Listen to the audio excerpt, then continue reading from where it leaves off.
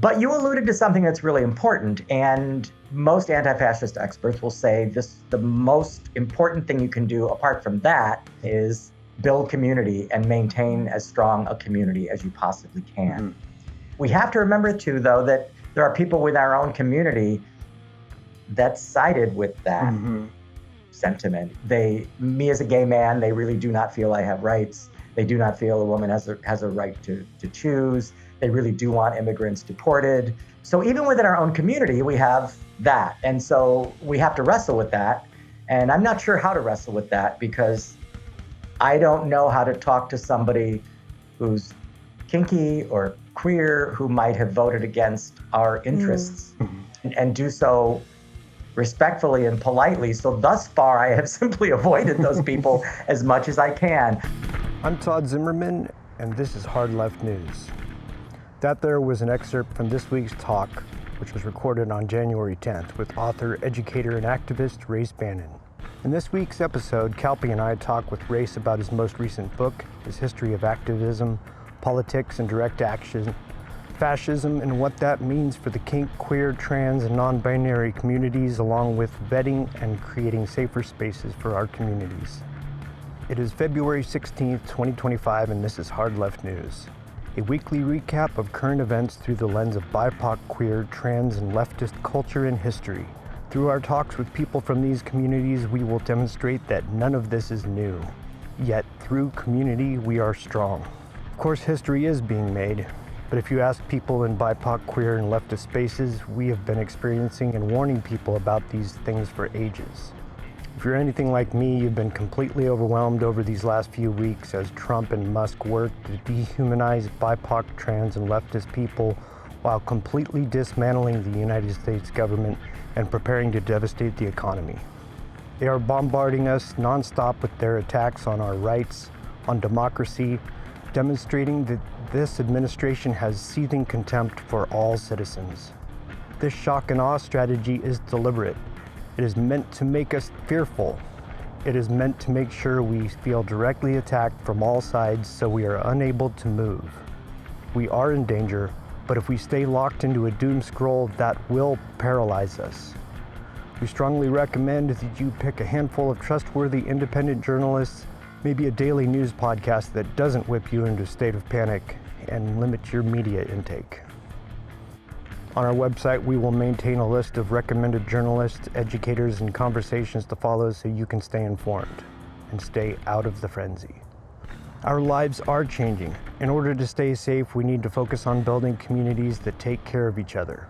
Food, medicine, education, and shelter are things our communities are going to have to learn how to provide. Hard Left News will talk with folks from marginalized communities that already maintain mutual aid networks, which will demonstrate to all of us that it can be done. It's also important to acknowledge that our relationship with technology needs to change. We will show folks how to take concerning technology we use every day, hack it, install open source software, and reduce the risk of surveillance for you and your community. On our resources page, we have a ton of info on security culture and what to do about your phone, computers, and online presence depending on your risk profile. Hard Left News is community supported. Your support allows us to produce instructional and educational content and to be able to talk with BIPOC, queer, trans, and leftist voices that need to be heard. Next week, we will be talking with Sassafras Patterdale about their book, Kicked Out, that covers homeless queer youth and the importance of community on and off the streets. Now let's get back to our talk with Race Bannon. I wanted to welcome you. We'd hoped to get a chance to talk with you around the time of the Folsom Street Fair, but of course, that's a very busy time for everyone. And you had a bit going on with this new anthology that you helped with. The actual name of it is Kink Is, an anthology of surprisingly relatable true stories about sex, power, and joy. And it's from Unbound Edition Press. There are 6 of us who are authors. The origin of the book is that we had a team that's been working on a documentary about kink for a while. There's a core team. Margaret Cho is also part of our team, and which is also why she wrote the foreword for the book. And along the way of the documentary process that we've been working on for quite a while, we got this book deal. They said, you've interviewed 300 people, which we had. And there's a book here. Why don't we think about that? And lo and behold, this book happened. It came out in September and debuted at Folsom Street Fair. It came out September 17th and debuted there. We had a whole bunch of book launch things.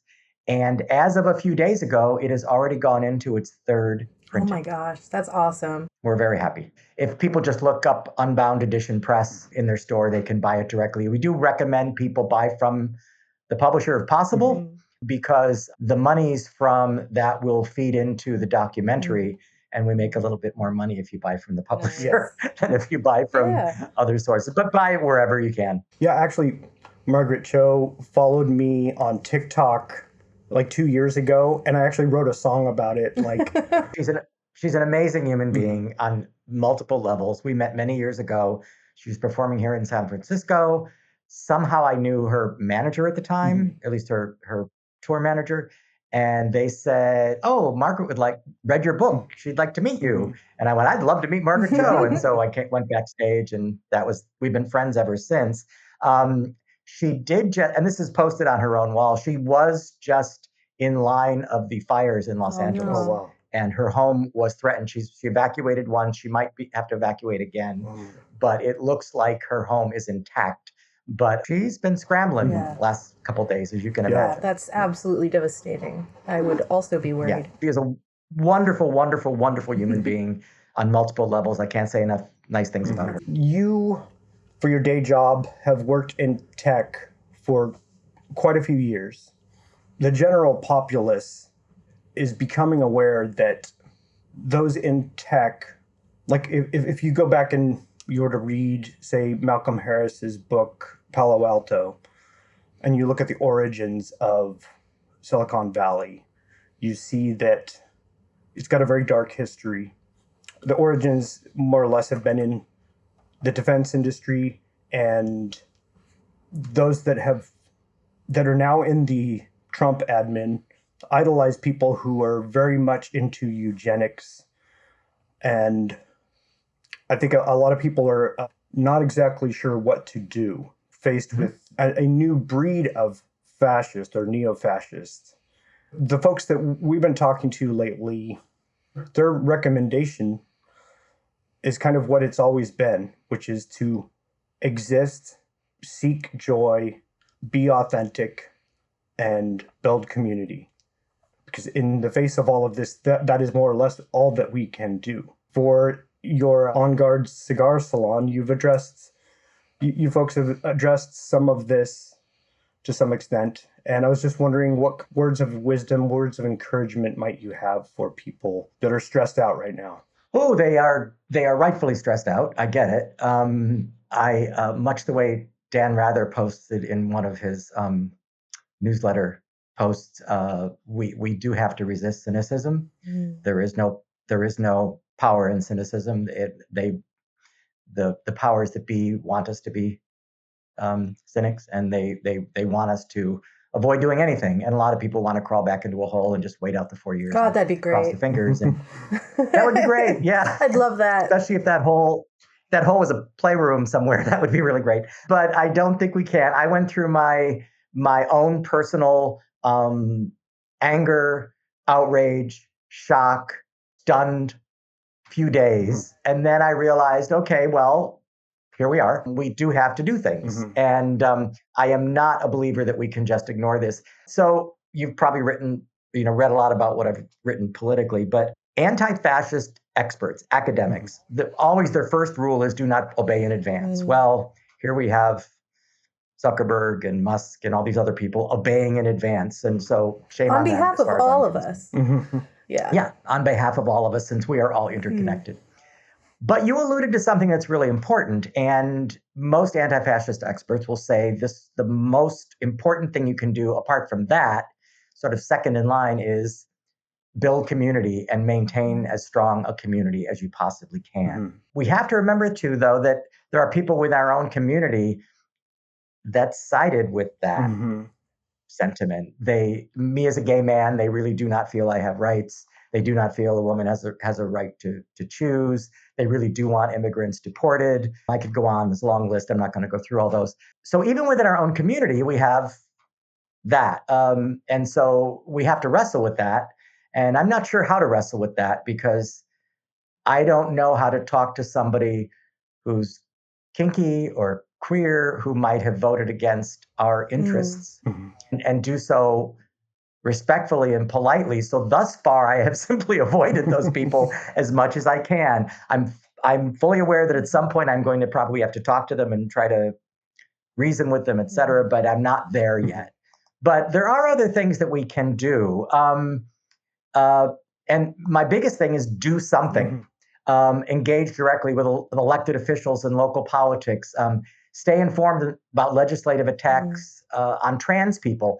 Trans people are the people that they are going to use first to whittle away at other people's rights. So that's pretty much a given. It's classic fascist tactics. They did it in Nazi Germany. They've done it in other countries that it happened. Contact your elected officials. This morning, I called my representative, Nancy Pelosi, saying, please vote against the SAVE Act, which is trying to suppress votes.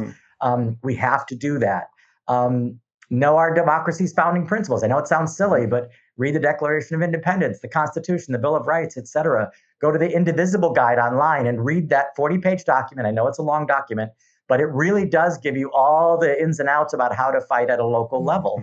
If you're queer, run for office. I mean, I'm a queer man, so I'm a gay man, so that's in my head. But if you're progressive, run for office.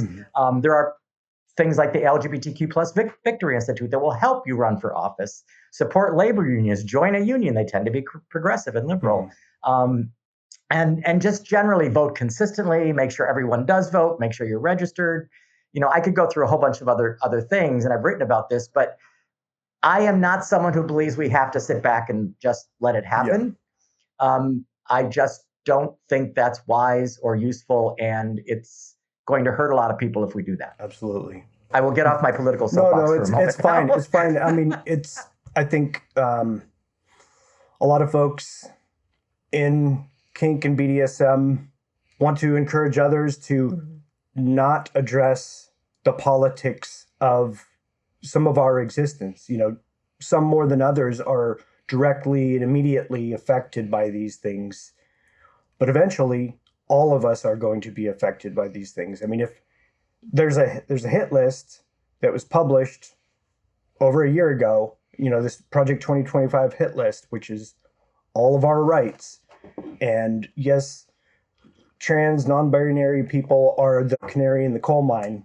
They're going to be hit first, but it is systematically they're going to wipe out any marginalized person's rights.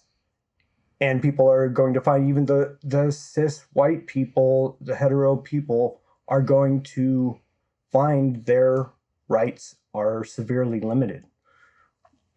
Once those things play out. In particular, women in particular, they absolutely want them barefoot and pregnant back in the kitchen. I hate to be that harsh about it, but that faction, I'm not saying all people that voted that way, but that faction that has power now, that's what they really want. They want women to be second-class citizens, and I will not allow a society to do that. I just won't. So it's not just the traditionally marginalized.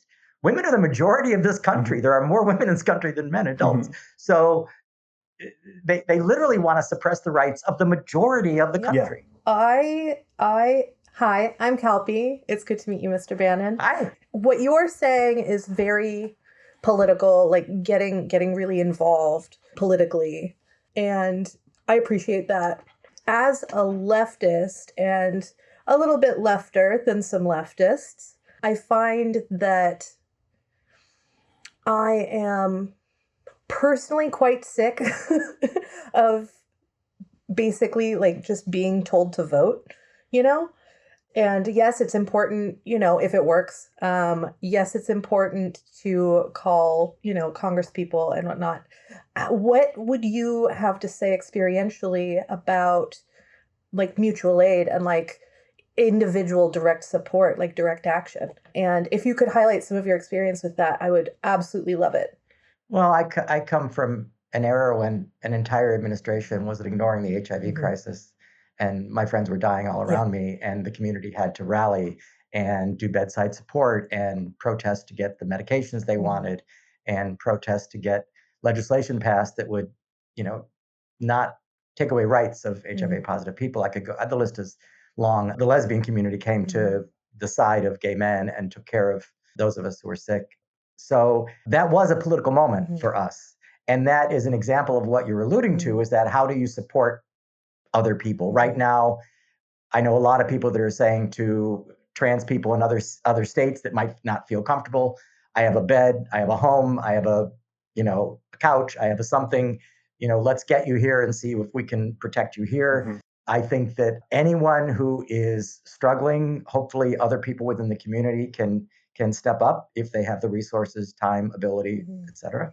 Absolutely donate to any organization that you think is giving that aid. There are groups that are right now, I'll use trans people specifically because they are the and I don't like using this metaphor, the punching bag, but that's what they are right now for the right. A lot of funds and organizations are stepping up and doing what they can to offer that mutual aid to trans people who need to relocate, who can't get gender affirming care, et cetera. So that's a single issue example of how I think the entire community can rally. And since I know a lot of your audience is the kinky community, staying really, really connected, anybody who's marginalized within that community, and reaching out as much as you can, and simply reaching out and saying, is there anything that I can do? Do you want to talk? I know that, you're a citizen, but you're married to an immigrant. Are you afraid now that your partner, your husband, your wife is going to be deported? Because it could happen. And so just being able to be there and figuring out any way you can possibly help is invaluable. And so that's not a specific suggestion so much as sort of a generalized one that reach out if you can, offer whatever help you can. Those with a few bucks to give, there are funds and things that are helpful. I am going to say, though, that I know that people get tired of hearing about, please vote, who's this, but boy, if just the people who hadn't voted had voted this time around, we would be having a very different conversation. So I understand it's annoying when the results don't go our way or don't go a way that seems right, but it's still so important. I hear a lot from my mother-in-law. She's 72, and she gets really political around that one day a year, and like a couple weeks before, a couple weeks after, and then it just kind of like falls off, and we don't hear about it for a while. And so this year, I alluded to, yes, I'm voting, but I hate this entire process. Because it feels degrading almost to have to beg for scraps, basically. And she misheard me and thought I wasn't voting and like flipped her lid. She like freaked out. She's like, okay, but you have to. And I was like, no, I know I have to for several reasons. But yeah, so I think direct action is surprisingly accessible if you know how to look, Yeah, and I think it's and I'm misquoting Rebecca Solnit. She's a brilliant writer and an activist. And she said something like, your vote is a direction, not a love letter, or a vote. No, your vote is for the best case scenario. I'm misquoting her. I usually use that quote all the time, but the idea was that your vote is not a love letter. I am 70 years old. I have never voted for anybody I was 100% in love with. It's never happened. And I've loved some of the candidates quite a bit. Never has anybody. So it's always weighing the options and going through. So that's why it's so frustrating, because nobody ever elevates that fits all of our, ticks all of our boxes off. It just feels like a terrible game of sorry, like a really bad game.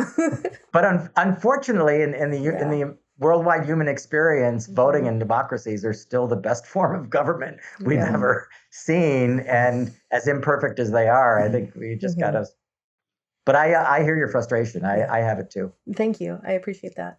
And something that we need to really pay attention to is the fact that folks in organizations like the Heritage Foundation and the Republican Attorney General's Association, they know that a lot of more moderate and leftist people aren't very good at, generally, I'm talking nationwide, aren't great at focusing on local politics.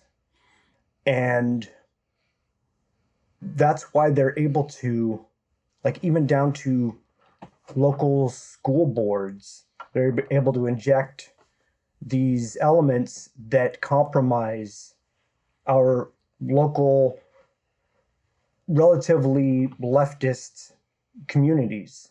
And now more than ever, we really need to focus on the people that are showing up in our local politics, and the movers and the shakers, and look at who they are and where, who's funding them. Here in the Eugene Springfield area, there's a lot of outside money coming in, and folks aren't realizing it. And so we're launching a politics show, and we're going to be focusing on some of those elements here locally, because surprisingly nobody's paying attention. And it's very concerning. All politics ultimately is local, and I agree with you wholeheartedly that and I think in many instances the Democrats were doing well. The problem is, and it's gonna sound like I'm casting aspersions on an entire political party and faction, and I'm not trying to do that. I'm all for it. But well, I am fully accepting of the fact that there probably are decent human beings on that side. And so I'm trying to give them the grace of that, as angry as I am with them for what they've done. But a certain faction, the sort of movers and shakers on that side, are okay with playing dirty. And the very ethos of the Democratic Party, and I'll say even probably most independents and Democratic Socialists, I could list a whole bunch, is that they don't really want to play dirty. They believe in being a decent human being and not playing dirty. Yeah. And maybe we need to play a little dirty now. I don't know. I think that's part of why they've won. I mean, look at these book bans. Nobody wants those book bans if you ask the general public, but this small little tiny group gets it done, like you said, at the school board level. So that's a long answer to, I agree with you wholeheartedly. All politics starts at local. I had a friend who was a Green Party member, and I don't get me started on Jill Stein, but I said every year the Green Party trots out a presidential, or 4 years trots out a presidential candidate. They've done nothing at the local level. They've never built a party. It's all, okay, well, we're a party and now we're going to put a presidential candidate. That's not how politics works. You start at the school board level, the city level, the town level, the community meeting level, that's, so you're absolutely correct on. And it dissuades people that are perfectly qualified, right, from actively participating in politics, like from signing up in the first place, or continuing on with like escalating their work, right? And it's so frustrating to see people just kind of fall off this cause because they want to stay right and pure, and and I think that was kind of a huge problem with Bernie back in the day, is that he wasn't taking donations from everywhere, and then he just kind of fell off. And perfectly good man. I mean, I was not a Bernie Sanders supporter at the time, but he's a perfecly decent, good man. Absolutely. And God knows we could have done far worse as a president. But we did. We did. Yes. So I'm going to give a real life example in my own thing. We talk about people wanting to avoid politics, and I'm going to talk to the people that might run for local office or run for any level of office. You do have to have a thick skin. I have a state senator here who's amazing. His name is Scott Wiener. He is a friend, but he's also my local state senator. He used to be my local supervisor. I've heard of him. He's pretty well known in even national politics. He is a frequent. Musk has attacked him directly, and he's seen as, and he's been called by many people the most effective state level legislator in the country. So one day I was really pissed off, and I'm not proud of this moment. And I was screaming on the sidewalk about this piece of legislation that I didn't agree with. It was not my best moment. I copped to that. I was screaming at him in front of people on the street in the Castro in San Francisco. 6 months later, some friends said, oh, but I saw you having breakfast with him. I thought you hated him. I said, number one, I hated that piece of legislation. 98% of what he does, I agree with. But here's to his credit. Anybody who runs for politics or gets involved, even at a local level, needs to get this. He said to me, Race, it's okay. Anybody who gets in this game, we are paid to get screamed at, which I thought tremendous maturity for a politician. Absolutely. And he said, no, you're supposed to be able to scream at me. That's part of being a politician. So people need to have really thick skins to get in the game. And if they adopt that early on, even at a school board level or a local community group level or whatever, adopt that thick skin and not take everything so personally and just get the work done that needs to get done. Wow, what an experience.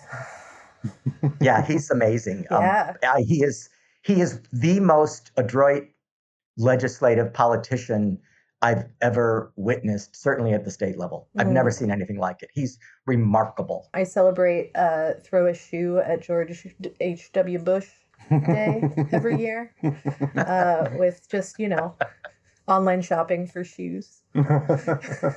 That's about as close as I get to screaming at a politician directly, face to face. And who would have thought we would be longing for the Bush days? Oh gosh, don't even. I can't. No, no. I am not longing. No, but you're longing. I do. But I mean, I'd take a business as usual war hawk. Yeah. Buddied up to, even some Christian conservatives. Neocon. Over what we, these neo-fascists, like it's a totally different game. Yeah. It really is. I am not somebody who used to bash everyone on the Republican side. At least I tried not to, because I remember the likes of the Bob Doles and the other people and the McCains, who I probably disagreed with 75% of the time politically. Liz Cheney, I disagree with her about 97% of the time, if you go issue by issue. But I respected their integrity. I respected they at least listened. They talked. I think we probably wouldn't agree, but it wasn't this kind of evil, mean-spirited type of politics that seems to have arisen. And I do long for the days of that sort of a Republican legislator. The leather community has always kind of been at the forefront of kink and BDSM culture. I mean, it kind of was kink and BDSM culture in the 70s when you got into it. The language that we use to convey, to communicate, to negotiate is ever evolving.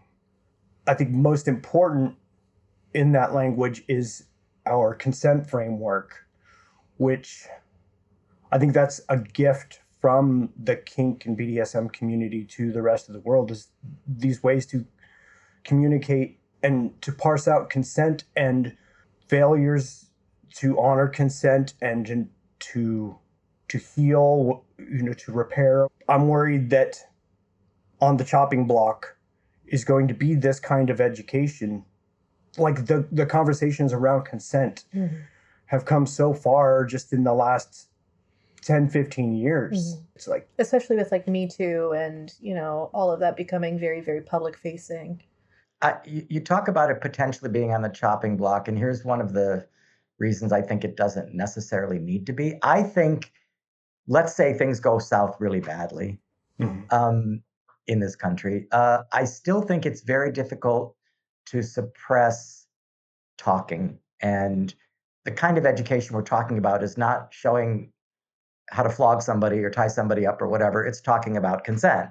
And that can be taught, discussed, people can be educated on it without anything graphic whatsoever being talked about. So I'm hoping that if there's anything that's not on the chopping block, it's that. I also think that it's an interesting thing to discuss because as a gay man, I come from a different consent culture. So can you describe that a little bit? Sure. I came from an era of I'm in a leather bar, a guy touches my butt, I don't want him to touch my butt, I move his hand and say, thanks anyway, that was, please not. Second time, I'll do it one with a firmer voice. Third time, I'll ask the bouncer to let him to get him out. That's it.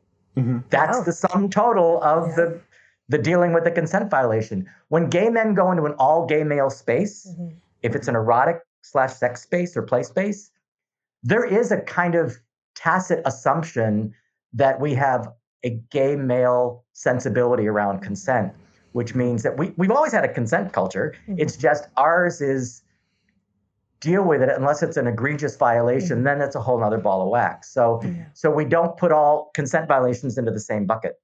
That's actually really interesting. That would lead to hanky culture, right? Like hanky code. Hanky code, yeah. I mean, that makes so much more sense. That was more of a signaling to get the kind of sex and play we wanted. Yeah, but it's a visual, it's visual consent. Like it leads to consent, you know. Yeah. Although if I'm wearing a red hanky in my right pocket and I'm bare butt with just a jock on, don't put your finger up my butt without asking me. I mean, that would be a consent violation. For sure. Yeah, but there's a discussion, you know. Yeah. There's a talk.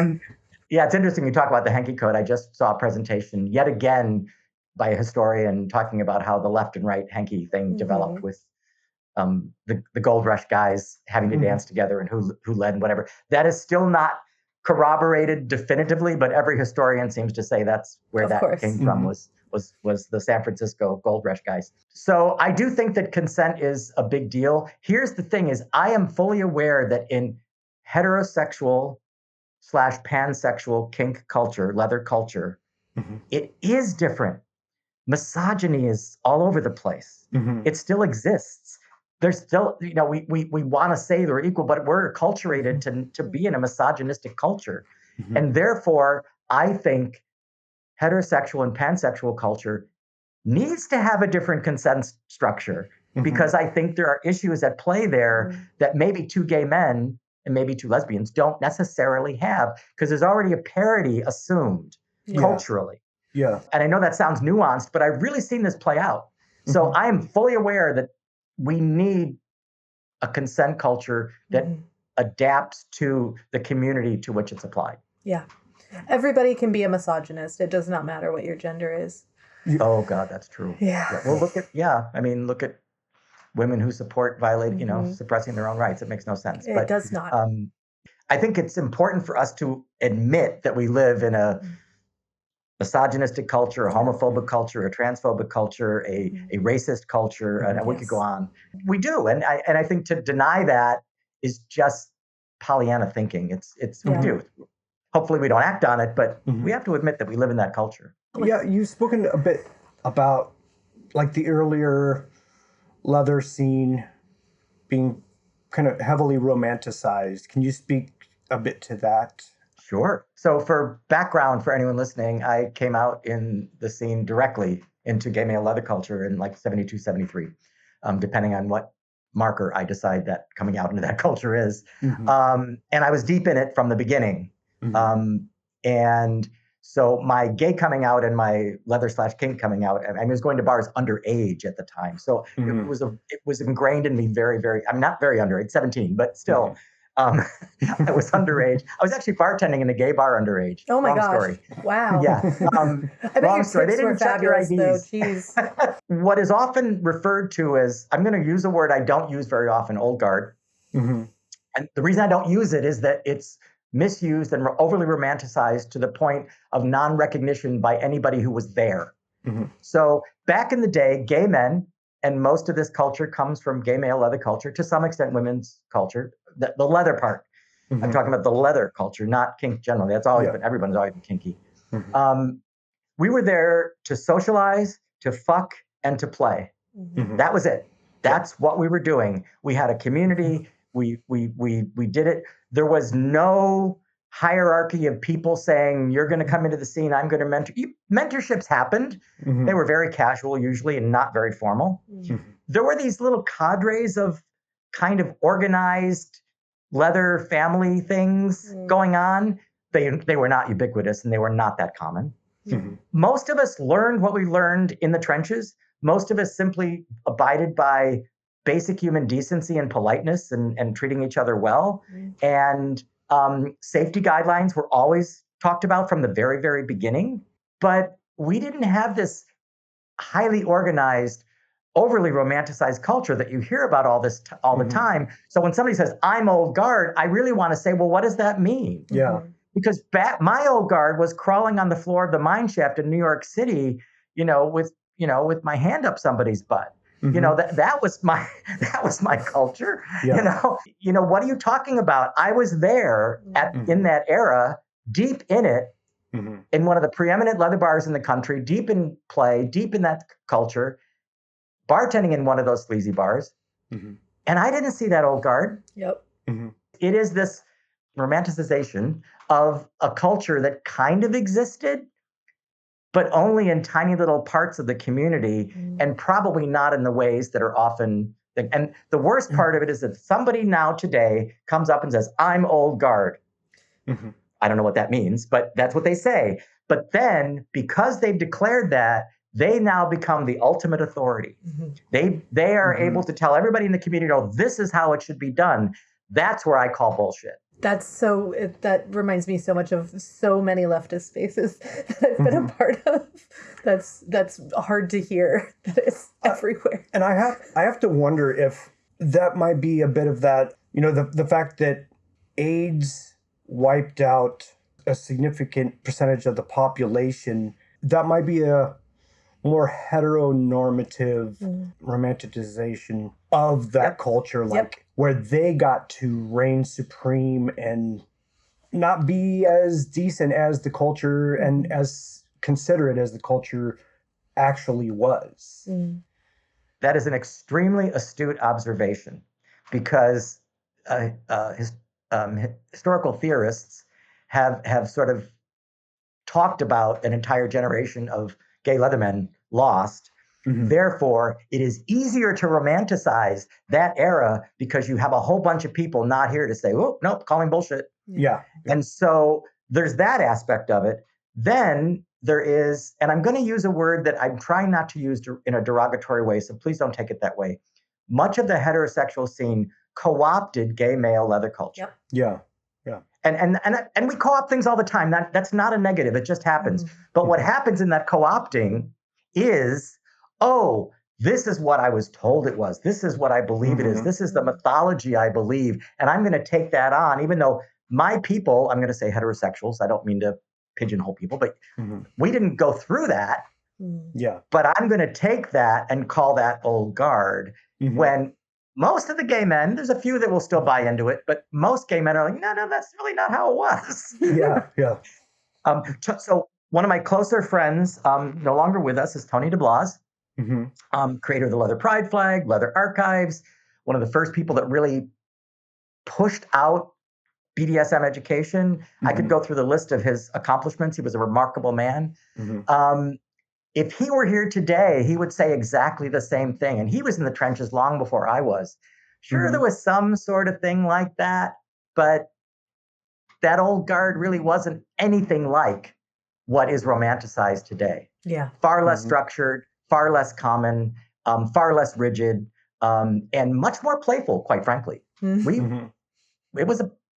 played. That's why we called it playing. It was not supposed to be this big hierarchical thing that it's been turned into.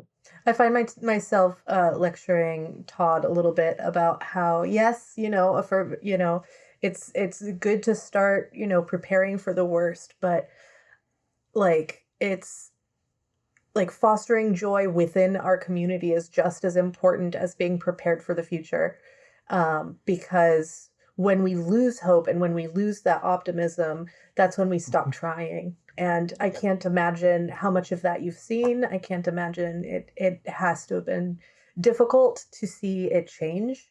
Yeah. I mean, I go back to walking down the street with a friend of mine in drag and being pulled over by the police and saying, do you have 3 articles of men's clothing on? No, you're going to jail.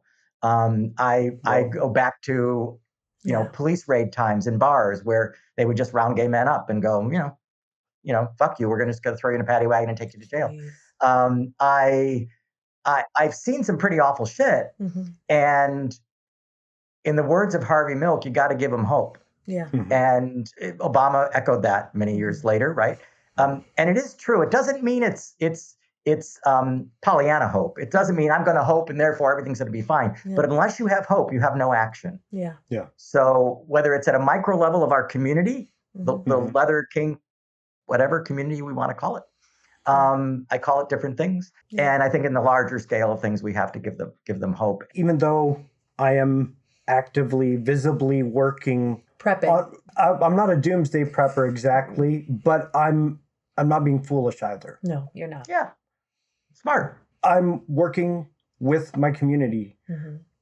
to make sure folks are prepared as best they can be, Mm-hmm. learn new skills that we may take for granted because it's easy to just click a button and something shows up. Yeah. You know, those things may not always be there. Mm-hmm.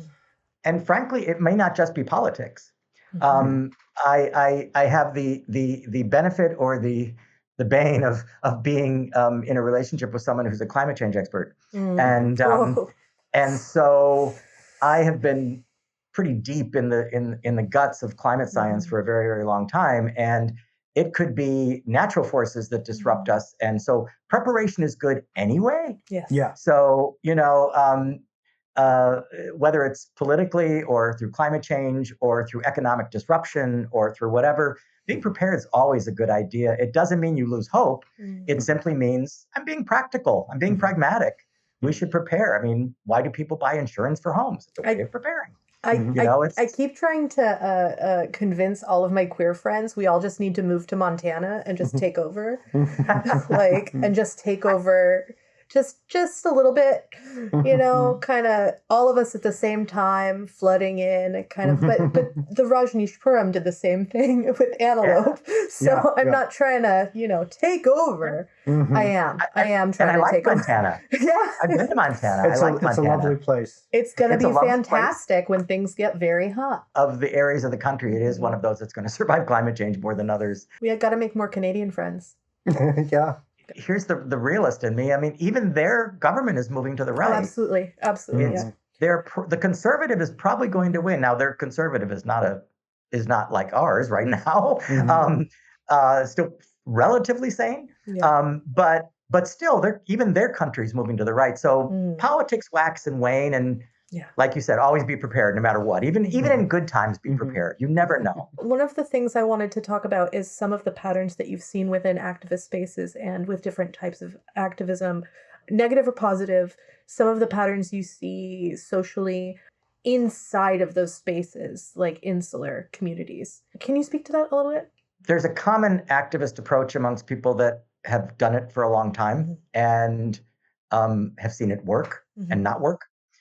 You usually have to have a very vocal outside presence and then a very quiet behind the scenes pulling the gears presence. So back in the AIDS activism days, we had ACT UP, very loud, very vocal, lay down in the streets, protest, make sure in your face protest, absolutely valuable.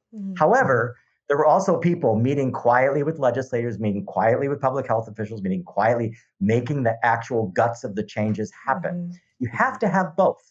Just screaming at people doesn't do it. Yeah. Sometimes screaming is important, but it isn't the whole thing. So, and that is on a micro level too. So like you have a community, let's say it's a kink community dealing with an issue.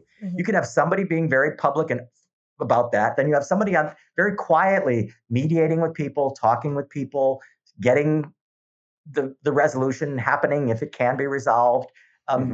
That's classic activism. Yeah. Be very vocal and out and make a presence known so that people can see that there's an action happening, but then have people quietly of sound mind and reasoned willing to talk to the people and say, okay, how do we make this happen? That is, I think, my favorite thing you have said today. That is my favorite. Oh, good. With everything going on, a lot of us are going to find ourselves a lot more active in community, helping to support others in our various communities. How do we find balance to prevent overwhelm?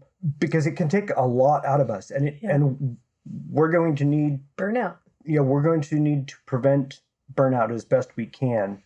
And various people are going to have different tolerances for things, but one of the things I always bring up is I'm going to be very slow during the zombie apocalypse. I'm not a runner. It's not my favorite activity? Is there going to be room for me to listen to other people's problems? For our community, is that a role that I can actually take? I can stay inside, not run, right? And then, still do therapy with everybody, do a group thing, How have you historically dealt with burnout? I take breaks. Mm-hmm. I'm famous for taking like a year break. I mean, I've been doing this since the 70s, so yeah, you got to take breaks and take care of yourself. I'm very big on that. I believe this is a time when we have to actually gather and commune more, not less. Yeah. You've always wanted to go to that con out there, go to that con. Yeah. Go be with your people. You want to go to that bar, but you're not quite sure tonight. No, go to that bar. Take a friend, bring a buddy. Absolutely. Yeah. Now is the time for more community, not less. Again, that's the second rule of anti-fascism, build community. Yeah. But that's good anyway. Community is where it's at. Absolutely. Just whether it's education, whether it's taking care of each other. You talked about consent culture. You can't have a consent culture without a community that buys into the culture. Yeah. Everything is really about community ultimately. So now is the time to be more involved, not less. Be more out if you can. I understand some people can't be as out. I've chosen to be extremely out, but I know that's my choice and not everybody can make that, but to whatever extent you can. As Harvey Milk used to say, come out wherever you are. There is tremendous power in visibility. That said, I understand somebody sitting in a deep red state with 4 kids in a very small town that's having a hard time may not want to be as out. And I have to respect that. That's just for those of us that can. And even those that can't be out, find your place where you can go commune, like a con, where you can be with your people, but not necessarily exposed to the outside world. I think that I've seen a lot of burnout in my comrades in leftist spaces, and the ways in which we decided to get together it's so serendipitous how it happens sometimes. Like a friend of a friend saw a tweet. It was tremendous work. It was some of the most fulfilling work I've ever done in my life. And it was just because somebody one day said something and said, hey, you want to come do a thing today in a park? Yeah, absolutely. Do you realize how proud of yourself you should be for that? Oh, how I few am. people actually stand? No, you should be. That is a perfect example of somebody, because I always say do something. Yeah. It can be small or big. I think that was pretty big, actually. Well, and in the middle of it, there was a lot of, I won't get too into detail about my stuff. In the middle of it, there was a lot of talk specifically with people with disabilities who said, I'm so glad that we're able to meet and you've made this space accessible for us, because otherwise I would be sitting at home just feeling like a failure for my movement. I might get emotional. And so trying to make sure these people's voices are heard, even in these very, very small activist spaces, is there's room when and I was lucky because, I'm white and loud. So, it's easy for me to say, hey, wait a minute, is the space actually, acceptable for this person who we know is, has vision issues or whatever. And it's that whole thing, it probably, definitely one of the best pieces of work I ever did. But when it comes to organizing and coming together, as you say, it took me a while to actually dip my feet in. And I feel like if I had started earlier, I could do, coulda, shoulda, woulda, right? But I want to know what it was. And I'm still kind of wondering what it was that kept me from going in there. And then as soon as I did, I was like, oh yeah, of course, this is what I'm supposed to be doing. And what do you think stops us from jumping into the actual work? Yeah. The very word activism spawns a whole bunch of emotions in some people that have never done it. They think of activism as screaming at police officers on a police line. And that's not, which it can be. Yeah. But activism is also the person who is wheelchair bound, donating their computer skills to a nonprofit that helps support marginalized people. It is, like you said, people that are willing to be out and loud and front-facing, making sure that they're speaking for the people that can't. Realize there's a place for everybody. There's a lot of introverts out there that can do amazing work. Absolutely. I talked to somebody during the last election, and she was wheelchair bound and felt kind of helpless. And I said, well, have you ever thought about doing postcards to voters? Yeah. She said, no, I didn't even know about that. So I hooked her up and she got it. And every day she wrote 5 postcards That's so for sweet. months. Yeah.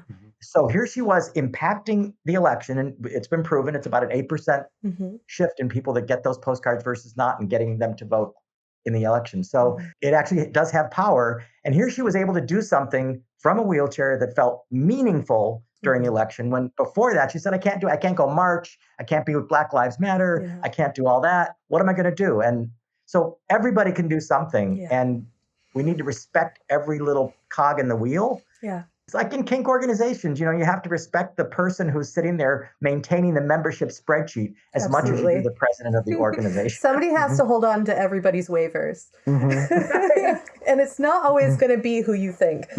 No. I absolutely appreciate your words on that. That means a lot to me. Now, what actually had prompted me to reach out again was you posted something referring to an old piece of writing that you had done.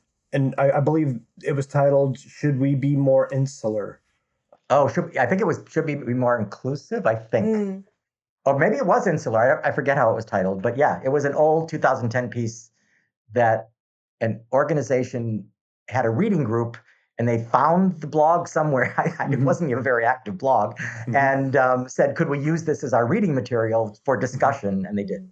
Now, could you speak to what you originally meant, and maybe how your perspective may have changed over the years? Or stayed the same. Yeah, well, hopefully it's changed a little. My original impetus was that there are times when we might open the doors too wide and let people into an inner sanctum that maybe shouldn't be. I had a discussion at a dinner table once where we were talking just about kink education as an example. There is a level of education the general public needs. They do not need to see us, doing knife scenes and single tails and things like that. They don't need to see that. That's none of their freaking business. So that's the level of education. Then it kind of gets deep down until you finally get to the actual kinkster that needs the sort of deep dive education. Yeah. And yet we often throw out all the education as though everyone should be part of that. And I don't think that that's true. It's much like spaces. I don't believe everyone belongs in every space. I'll give you an opposite example of what usually happens. A heterosexual, quite clearly defined as a heterosexual BDSM play organization many years ago, came to me and said, we are being strongly, strongly pressured to allow gay men and lesbians into our play parties. And we have nothing against gays and lesbians, but that's not what we are. We are a heterosexual play group. And I said, stand your ground. You're not doing anything to hurt gays and lesbians by not bringing them to your play party. You have defined your play party as an affinity space for heterosexuals who want to do that. And so I think that there is a time and a place for inclusion, and there's a time and a place for not. And I think sometimes in what I call our sometimes hyper inclusive rhetoric, we honestly believe, some people believe every single person belongs in every single space. And in every single community and at every single party and and that's just not true. Yeah. There's a time and a place for inclusion, and there's a time and a place for what I'll call affinity spaces. So I think sometimes heterosexual BDSM or kink players should be with each other. Lesbians should be with each other. Gay men should be with each other. People that are pan and want to have a pan party, do that. There's nothing wrong with those affinity spaces. And then other times we're all together in one big thing. Absolutely. And that's good too. I think there's room for both, and that's the gist of that article, is there is room for both. And I think that it's a mistake to always assume everyone should be included in every space. That said, we do need to be much more aware. It was just alluded to about people with in wheelchairs, people with disabilities, people. I do think it's incumbent upon us to figure out how to accommodate people. Absolutely. That is something we should be doing. But that's very different than an affinity space or a mixed space. And I think that that's where the gray line resides, because that line moves. And it's kind of a judgment call sometimes, but that's the gist of the article.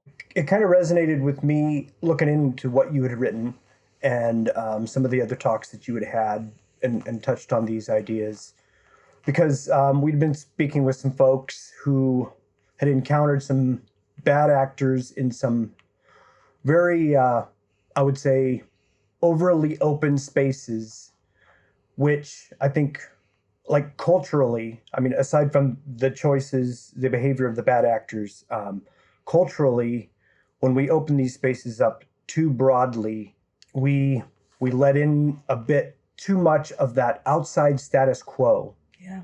Influences the community space, and those that are more vulnerable in those spaces are the first to be harmed. Yeah.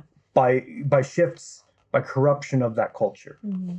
While my instinct is usually to be very inclusive, there's certainly a reason to make sure that spaces are very specific to the communities.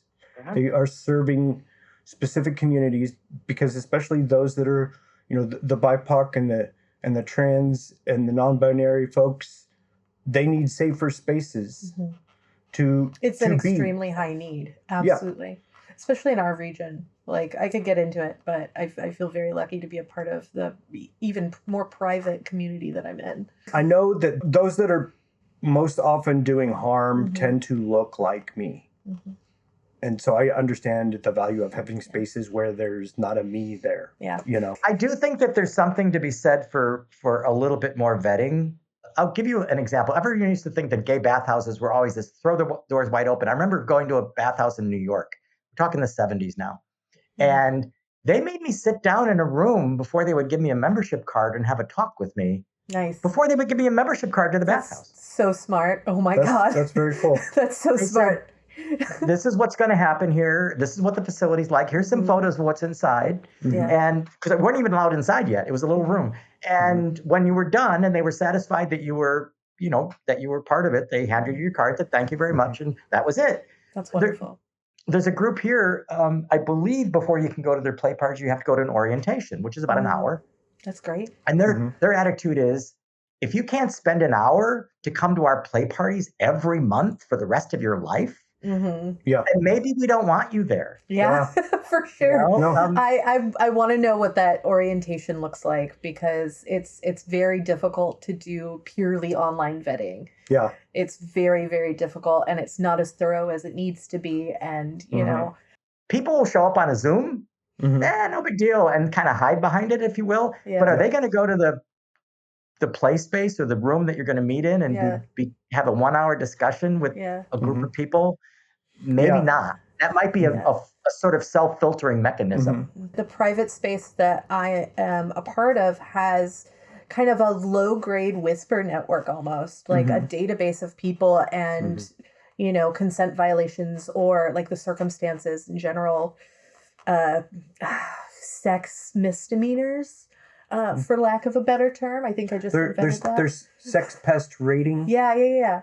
And so being able to, I just moved here. I've talked about this before, but I just moved here in June, and I came here not knowing anybody at all, and going into spaces here without having a database available to cross-reference anybody was terrifying, absolutely terrifying. So I was on feel just like any of these people could be predators.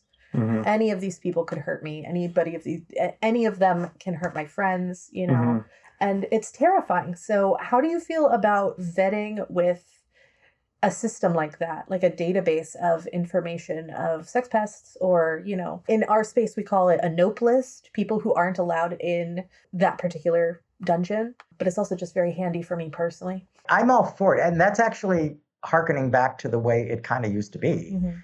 I mean, I came out in an era of no social media, no internet. Everything was phone and in person. So this is even pre-pagers. So you had to have that kind of whisper network in order to play safely. Sometimes it was nothing more than let's say I'm bartending in a leather bar, which I did. And somebody would come up to me and they would say, I'm going home with that person. Do you know their name? I said, oh yeah, that's Jack. And because we all used our real names just about back then. And so that's Jack. And he said, oh, do you know anything about him? I said, yeah, no, he's been around for a long time. He's no bad vibes. He goes, okay, well, I'm going home with him. And literally as bartenders, we would write the name down. That was a common thing in leather bars back in the day, where the bartender had a long list of who was going home with who. That was kind of our casual way, the whisper network, if you will, of vetting. But that was also when bars were the entire center of leather culture. And that's no longer the case anymore. So I think you have to build those robust networks on your own. So good on you for doing that. I've gotten some flack from folks that are like, what do you mean you want my address? It's like, well, first of all, I don't know where we're going. Second of all, like, of course I want your address. Like, my safety network is not unaware of you coming on to me and us talking. Like, it's just part of it, you know? And then they like freak out. Like, I'm not trying to rob you. Whatever, dude. Okay. This is no longer worth my time. Anybody who balks at vetting, to coin the phrase of an ex of mine, the red flags are not waving you in. Somebody really resists vetting and just answering some basic questions and giving some information. If I'm going to someone else's place, you better damn well tell me your address. Absolutely. That I can then give to, I usually would text the address to a friend and say, this is where I'm going to be. If you don't hear me from me in the morning, come looking for me. Yeah. That I think is a really important thing that we should foster more than maybe we even do today, because I think we sort of default to the FetLifes and the Recons and the online connectivity, and we assume that's enough vetting, and I'm not really sure it is. So I'm all for it. And I want to say that I think that the risks are going to be greater. Yeah. I've noticed what appears to be sketchy people, sketchy behavior, people not being who they represent themselves as on the apps lately. Like there's an increased number, a significant jump in. They made a whole show about it. The amount of people, you know, misrepresenting themselves just over since the election. Risks are going to get greater, so have your backups, have your communication, you know, with your friends, and don't forget to ask. I think that's a big one. A lot of my friends in, you know, late 20s, early 30s, early mid 30s. We aren't asking for like a chaperone. We aren't asking for like, hey, like I'm going out to the woods to get drunk and get locked in a cage. So that's all I expect to happen. Maybe a little bit of canoodling. If you could just keep your phone ringer on, that'd be neat. Or like if I text like 5 smiley faces in a row, that's bad. Or whatever, you know what I mean? And it's like, we aren't asking for safety precautions. Why? And is that because we're above it, or we don't think it exists, or we don't want to be scared, or whatever? Like, is it fostering fear? And I just don't see the sense in not asking. And so I tend to offer with a lot of my friends, like, hey, next time you go to that space, like, let me drive you. Easy peasy. It will not take long. I am down to do it. I've got audiobooks in the car, you know. You asked what propelled people to behave this appropriate way, and I really think it boils down to compassion for ourselves and for others. It sounds simplistic, but it's nothing more than taking care of ourselves and taking care of other people. And you just figure out how to do that and get used to doing it.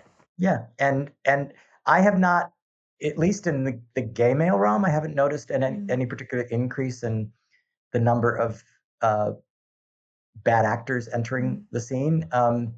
I can't pretend to speak. I mean, I hang out on FetLife, and I go to mixed play parties, and I do see some of that. But I also live in the San Francisco Bay Area. I live in this very kinky, kind of savvy bubble. And even if I go to a Society of Janus party, of which I may be one of 5 gay men at the whole thing, they all get me, and I'll get them right away. It doesn't matter. But if you live in smaller towns, and you ask why people don't do it, imagine you're newly out and kinky, and you really don't have a kinky network yet. There are a lot of people, unfortunately, willing to take that first risk and go, I'm just going to go do these wild things with this person because I've been fantasizing about it for years, but they have no one to talk to particularly. And that's the most dangerous situation there is. Hormones, especially when I was younger, have led to me taking some wild risks. Survival. You know, these days I've got a process. I'm okay with waiting because I know it's going to be good once we get there. I'm not going to rush into it. My younger self, oh my gosh. Yeah. My dad still has that deal on the table that like it doesn't matter what it is, what time it is, anything like, and he's a couple of states away. He's not going to do much, but I can call him no ifs, ands, or buts. That's what he says. You know, if I need out of something, he is right there. And to have that like support, and even to be that support now as I'm 33 years old, like, and I know my dad's not going to be there forever, but I can be that support too now in an extremely similar way because I was shown that for my community and like the people around me. I don't care if we're even friends at that point, you know, like if you ever need a ride out of a space because you're in danger, like. I've had people randomly ping me on Facebook saying, I'm new to the scene. I don't know anybody to tell that I'm going to this address, so I'm telling you. Literally, they did not know me. They never met me. They just knew me by reputation and figured I wouldn't be a jerk and say no. That's and really so beautiful. I said, sure, text me. Here's my phone, and text me when you're done. And that was it. You talked about age, and I think that's important to say. My 21-year-old self, I mean, I came out in the scene when I was 17, 18. So I had raging late teen hormones. I would fuck anything that moved. It didn't matter where, when. It was just what a 18, 19-year-old guy does typically. And now I'm 70 and I go, oh, well, everybody should have the same kind of caution and whatever. But I have to remember myself when I was 21, 22. And I still think they should be cautious, which is why I think sometimes young people aren't as cautious. Yeah, it's not excessive to have a safety plan. It's not excessive. I agree completely. Well, now, and I model that restraint in certain ways in my play. I teach my play partners, I model the behavior that I wish I would have known back then. The caution, like just these extra steps to vet, to take these meds that weren't available to me then, and I was just doing it, and, I mean, that's what I can offer. Yeah. I know that they're still going to want to take part in this kind of play, but that self-love of just waiting a second, thinking it through, taking those extra steps to vet are very important. And I'm glad somebody's there to guide them to be a little bit safer. Yeah. Modeling that way is the most important thing you could possibly do.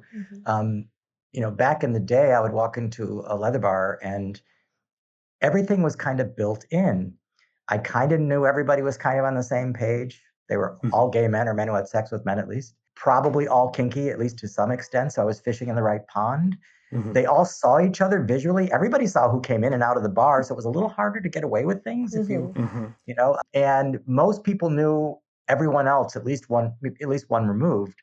So you could always ask about someone. So it was kind of built in. So we've had to create these new safety structures that are a little more elaborate. We didn't have cell phones then. We couldn't text somebody. We didn't have that option. But like leaving messages on a bar or, like that's it being very direct with, who you came in with. Even I don't recommend this, but I remember many, many years ago, I was quite young and I was going to meet a guy, and I played for the first few decades pretty much exclusively as a top and a dom. I'm a switch now. But I remember leaving the hotel room. I was in another city.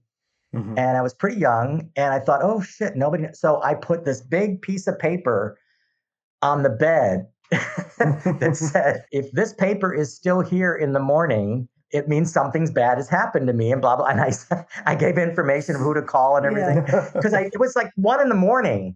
and I'm like, I'm not going to call anybody now. So I would recommend you call or leave a message or do something. But that was my little out. Even back then, because I had no other way to sort of back myself up. And that's what I did. That reminds me of leaving notes on my car, like when I'm parked in somebody's spot. That was pretty innovative. It was like pre-texting, texting. Yeah, it was, and it was interesting because I didn't feel like I was at any particular risk as the dom. That said, I think we need to get over this idea that it's only the subs that are in danger. I just recently, and he's public about it, there was a well-known dom here in San Francisco, gay man, who took someone home.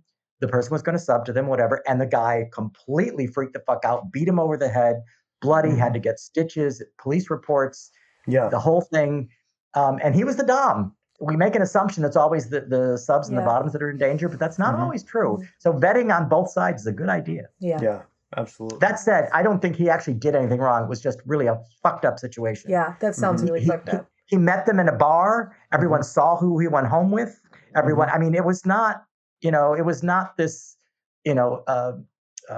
irresponsible kind of connection. It just really was a bad situation, unfortunately. Yeah. Jeez. Luckily, the community gathered around him and immediately kind of sort of came to his aid when it was necessary. But what a vetting is always situation. Good. It was awful. It was awful. Here's modeling. Yeah. We called a community meeting. Well, they called a community meeting. He got on stage at our local leather bar and told his story. We had somebody from our safety patrol give everybody safety guidelines. We made lemonade out of lemons. Yeah. And I think communities can do that. I have a closing question, if that's okay. Sure. What are you reading or listening to right now? I'm reading a short story collection of 4 novellas by Cory Doctorow. Pretty wonderful. I'm reading a book on AI because I'm a geek. And reading a collection of Plato's works because I'm a philosophy geek. I read about a book a week. I'm awesome. A pretty avid reader. If it wasn't for audiobooks, I wouldn't be able to do it. Best audio. So I've only listened to one audiobook. My friend Pig, who's on Cigar Salon with us, listens to tons of biographies. That's his favorite thing. The audiobook by Viola Davis, her biography, it's only 9.5 hours. It is the most compelling, remarkable biography I have ever read or listened to. That's awesome. It is remarkable. It encapsulates marginalization, racism, classism, poverty, domestic violence. I could go through it's all in there. It's just amazing. So I highly recommend her biography.